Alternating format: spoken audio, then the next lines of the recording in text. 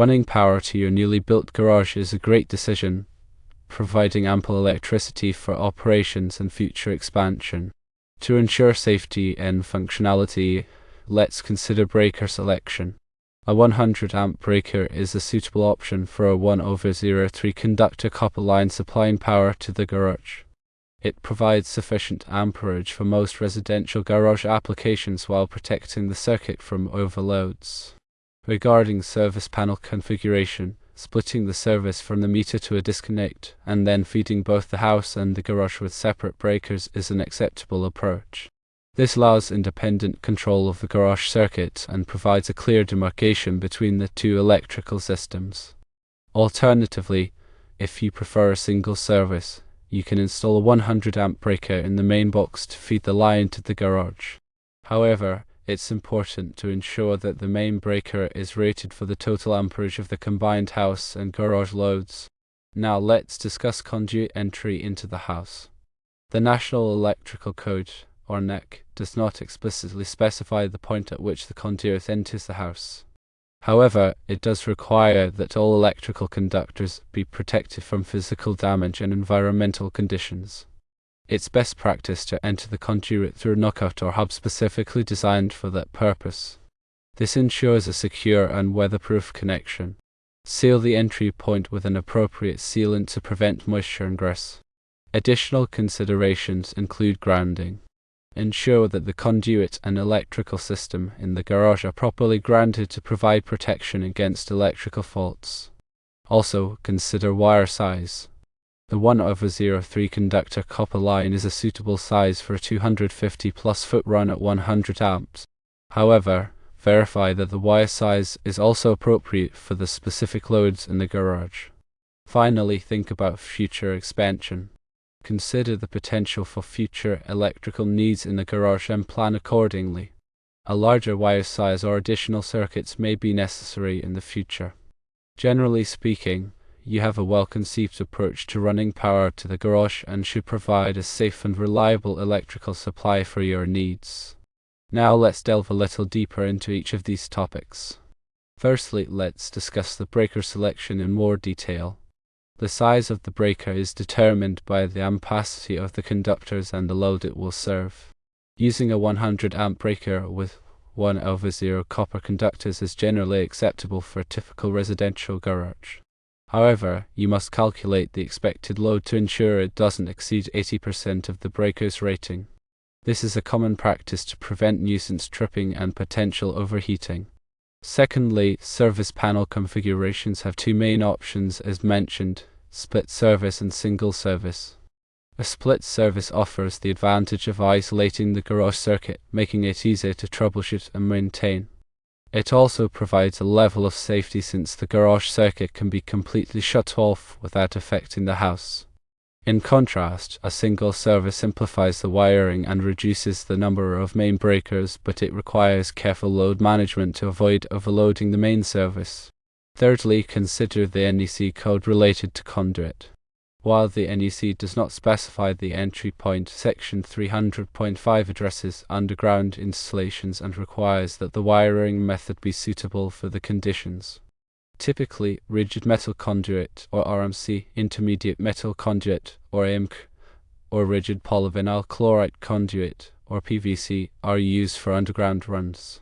The depth of the burial, which you mentioned as 18 inches, should comply with NEC Table 300.50, depending on the voltage and type of wiring method. It is also important to seal the conduit at both ends to prevent moisture and gas from entering. Fourthly, proper grounding is critical for safety.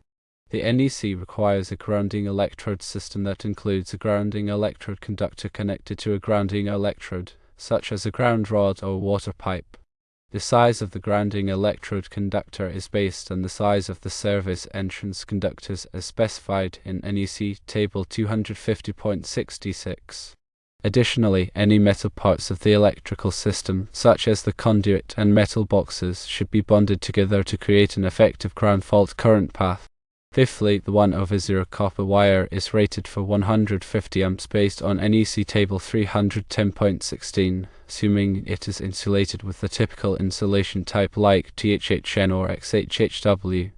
However, the ampacity must be adjusted for ambient temperature and the number of conductors in a raceway, as outlined in NEC 310.15. For example, if the conductors are installed in a hot environment or bundled together, the ampacity may need to be deaerated to prevent overheating.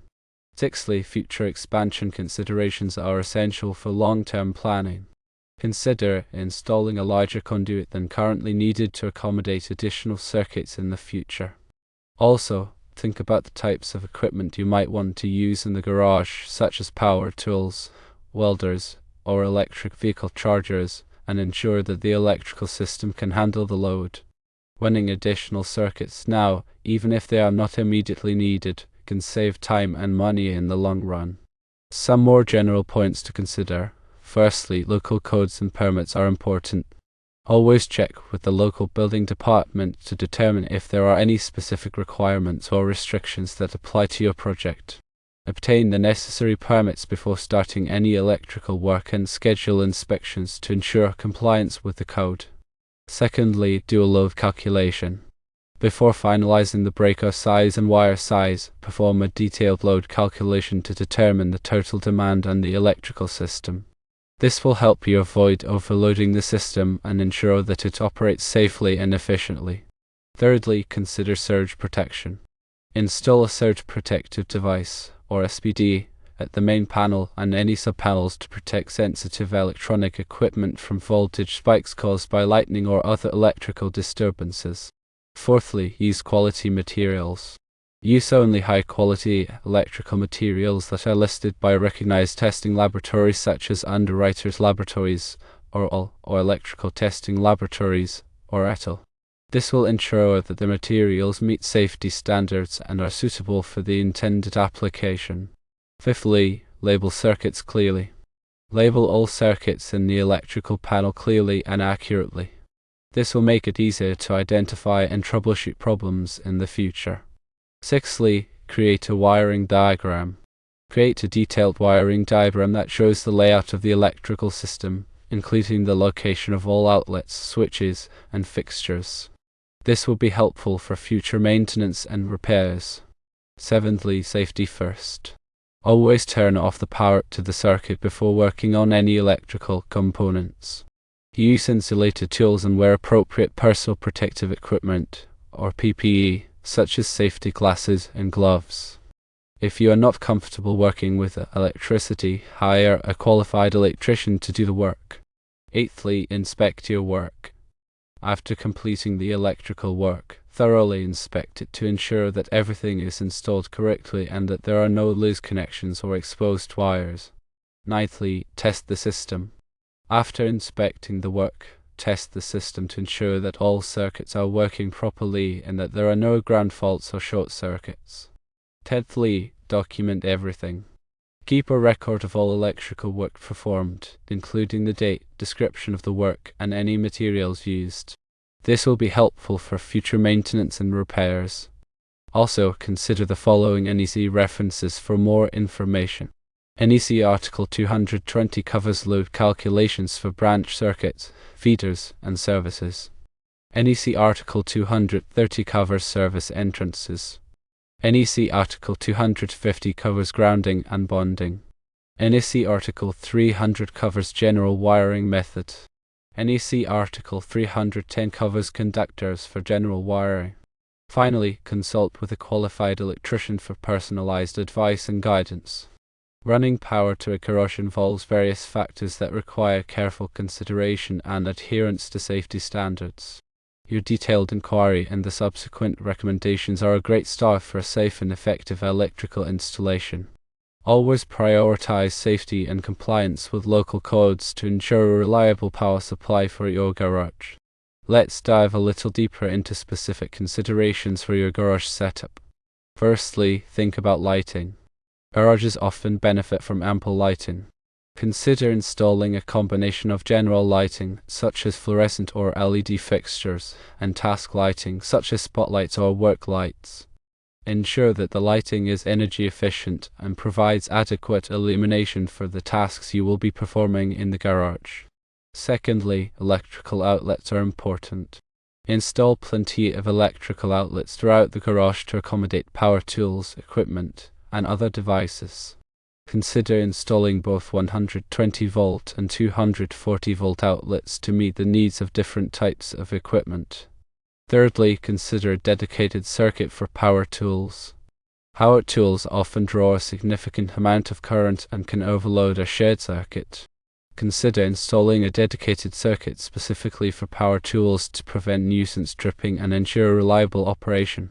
Fourthly, think about an electric vehicle charger. If you own or plan to own an electric vehicle, consider installing a 240-volt electric vehicle charger in your garage. This will allow you to quickly and conveniently charge your vehicle at home. Fifthly, consider a generator connection. If you want to be able to power your garage with a generator during a power outage, consider installing a generator connection. This will allow you to safely connect a generator to the electrical system without backfeeding power onto the utility grid. Sixthly, consider a sub-panel. If you plan to have a significant electrical load in the garage, consider installing a sub-panel. This will allow you to distribute the load more evenly and prevent overloading the main electrical panel. Seventhly, think about a workshop area. If you plan to use your garage as a workshop, consider creating a dedicated workshop area with plenty of electrical outlets, lighting, and ventilation. Eighthly, consider storage space. Ensure that there is adequate storage space for tools, equipment, and other items. This will help keep the garage organized and prevent clutter. Ninthly, consider a workbench. A workbench is an essential addition to any garage workshop. Choose a sturdy workbench with plenty of work surface and storage space. Tenthly, think about ventilation. Garages can often become hot and stuffy, especially during the summer months. Consider installing a ventilation system to keep the garage cool and well ventilated. 11thly, consider insulation.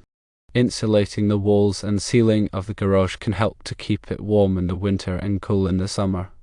This can also help to reduce energy costs. 12thly, think about flooring.